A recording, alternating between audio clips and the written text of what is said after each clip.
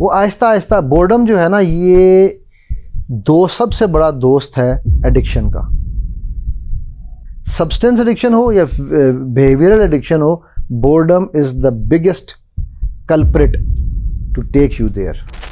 हम इस्लाम में आए हैं, हम ईमान में नहीं आए हैं, क्योंकि ईमान में जो आता है ना वो यकीन से आता है, उसको यकीन होता है।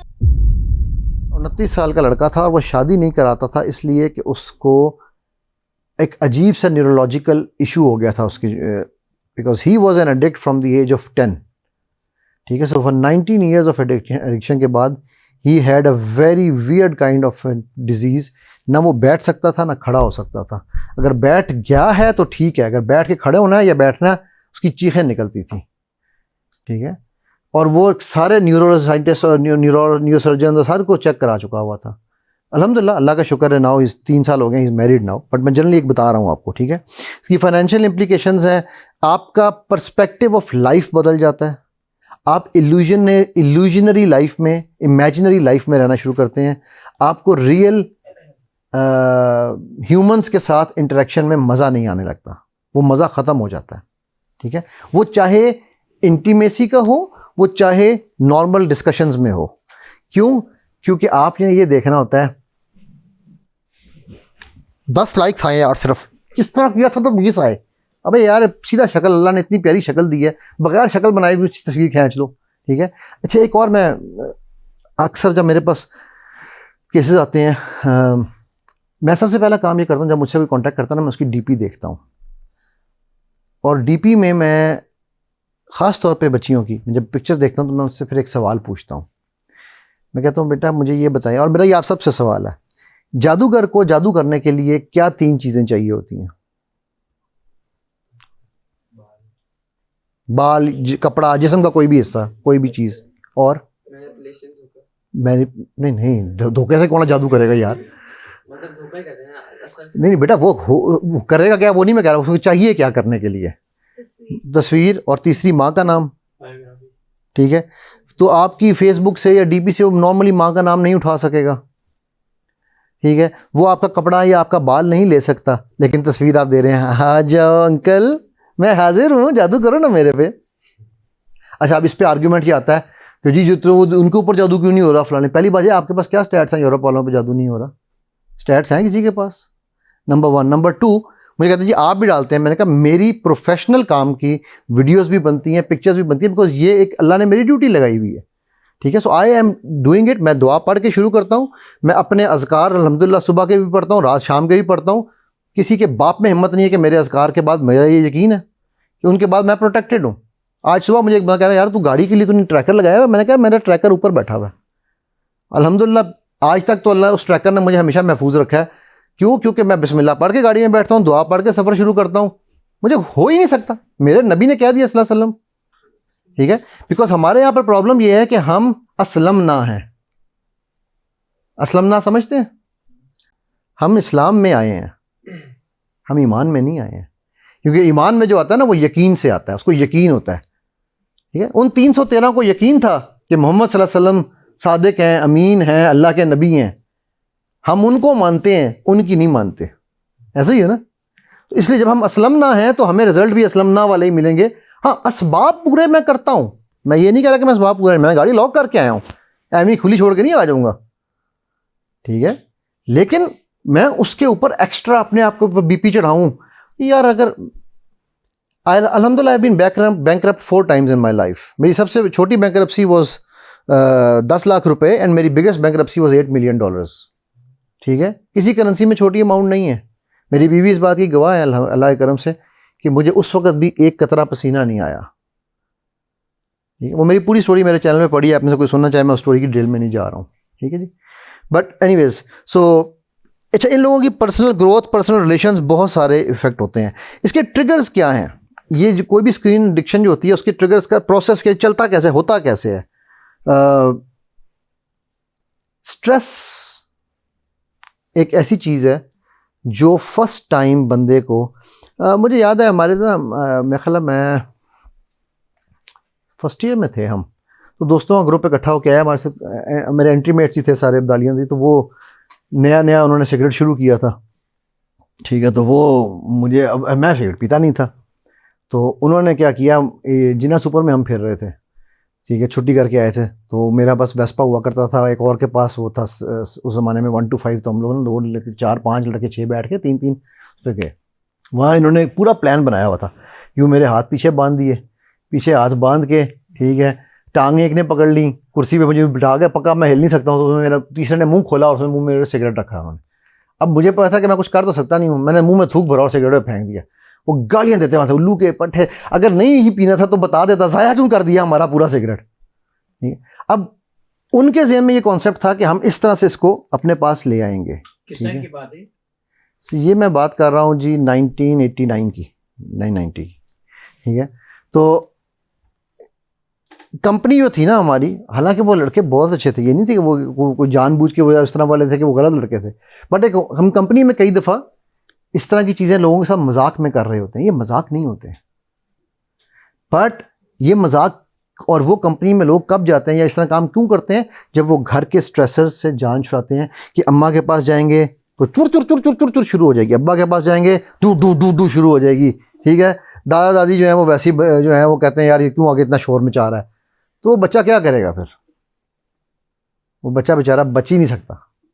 ठीक है, सो एक इनका ये बहुत बड़ा, फिर boredom, this thing leads to, अब मैं यार बहुत बोर हो गया हूँ, क्या करूँ, कुछ करने को ही नहीं है, आज तो पढ़ने का भी दिल नहीं कर रहा, हिलने को भी दिल नहीं कर रहा, अब मैं क्या करूँ। वो आहिस्ता आहिस्ता बोर्डम जो है ना, ये सबसे बड़ा दोस्त है एडिक्शन का, सब्सटेंस एडिक्शन हो या बिहेवियरल एडिक्शन हो, boredom is the biggest culprit to take you there. ठीक है, and boredom leads you to loneliness. By the way, अल्लाह के नबी सल्लल्लाहु अलैहि वसल्लम ने एक दुआ सिखाई है हमें इससे बचने के लिए, किसी को याद है? सुबह के टाइम पे पढ़ते हैं, शाम में भी पढ़ते हैं, कमाल है यार, हमारे नबी सल्लल्लाहु अलैहि वसल्लम की दुआओं में ना कमाल है। अल्लाहुम्मा इन्नी अस्अलुका सॉरी अल्लाहुम्मा इन्नी औज़ु बिका मिनल हम्मी वल हज़्न। अगला हिस्सा क्या है? कसल क्या होता है?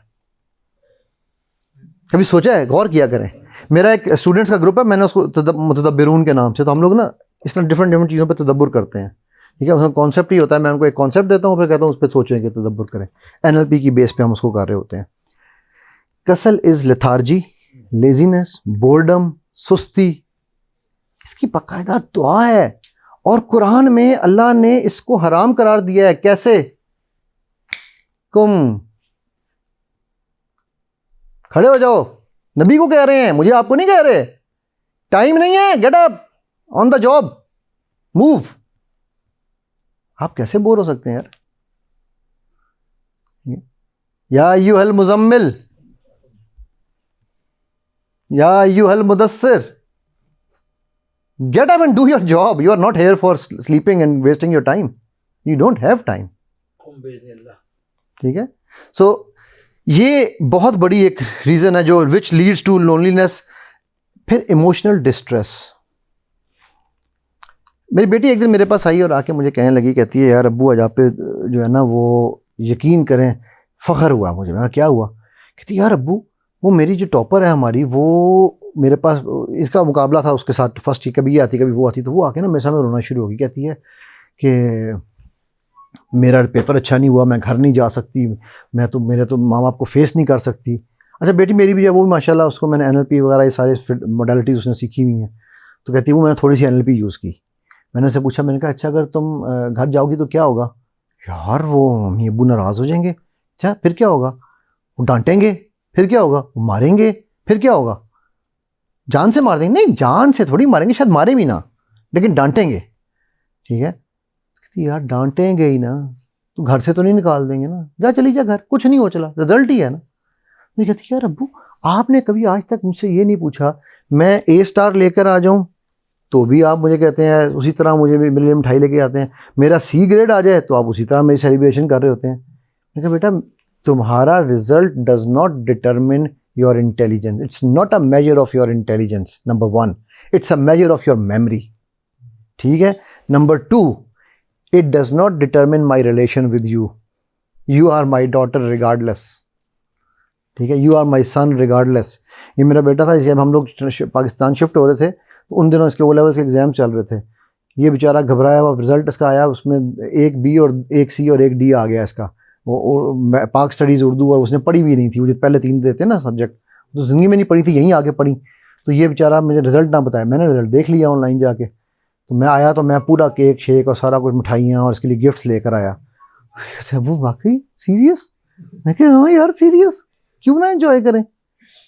Because these are the moments that, जब बच्चा कोने पे खड़ा है ना, ठीक है, उसको इस कोने पे उसने बैलेंस कर लिया है, उसको आपकी ज़रूरत नहीं है सहारे की शायद, लेकिन जब वो गिर रहा है उस वक्त पहले उसको गिरने से बचाएं, उसके बाद उसको समझाएं, और वो भी उस वक्त नहीं समझाना, वक्त के बाद। और ये सुन्नत तरीका है। अल्लाह के नबी सल्लल्लाहु अलैहि वसल्लम के सामने वो बंदा आ गया मस्जिद में, आपके सामने को है कि जी मैं मस्जिद में पेशाब कर लूँ, क्या कहेंगे आप? गर्दन ला दो। वो खड़ा हो कह रहा है मैं पेशाब कर लूँ, वो एक और कह रहा है मैं ज़ना कर लूँ। हज़रत उमर कह रहे हैं तलवार निकाल कर मुंडी ला दो दी। नहीं, सबर सबर सबर। कोचिंग, ये कोचिंग के असूल हैं जो आज हमें कोचिंग की साइंस पढ़ा रही है, ठीक है। तो मैंने कहा ना कि सीरत को जब आप इस नज़रिए से पढ़ते हैं, मुझे जितना दीन मैंने माइंड साइंस से सीखा ना, मुझे दीन पढ़ के समझ नहीं आया उस तरह से।